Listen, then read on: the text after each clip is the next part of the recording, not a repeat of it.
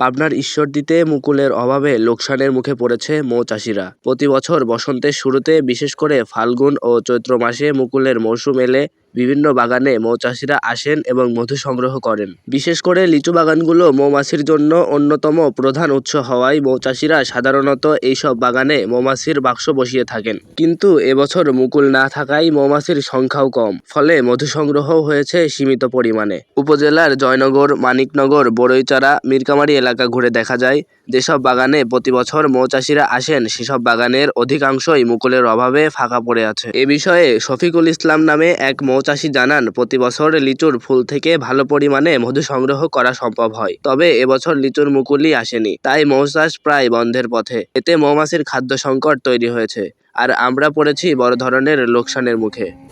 অন্যান্যবার তো ভালো মধু হয়, এবছর তো মুকুল কম, সেক্ষেত্রে খুবই কম মধু হবে পশমের বলে মনে হয়। এখনো বোঝা যাচ্ছে না, তবে সমান সমান হইতে পারে, চালান সমান সমান হইতে পারে না। অনেক খামার আসেনি, অনেক খামার আসছে, বেশিরভাগ খামার আসি না এবছর, অন্য দিকে গেছে জেলা, যেমন যশোর জেলা, এরপরে আপনার দিনাজপুর আছে।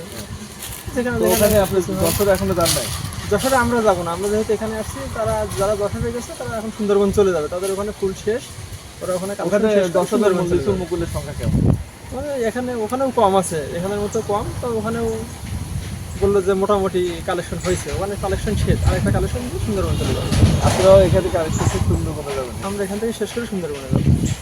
তিনি আরও জানান, মৌমাছিরা ফুলের মধু সংগ্রহ করে বেঁচে থাকে, আর মৌচাষিরা সেখান থেকে মধু সংগ্রহ করে বাজারজাত করেন। কিন্তু লিচুর মুকুলের অভাবে মৌচাষিরা অন্য বিকল্প খুঁজতে বাধ্য হচ্ছেন, যা তাদের জন্য আর্থিকভাবে অনেক কঠিন হয়ে পড়েছে। সিয়াম রহমান, প্রতিদিনের ঈশ্বরদী।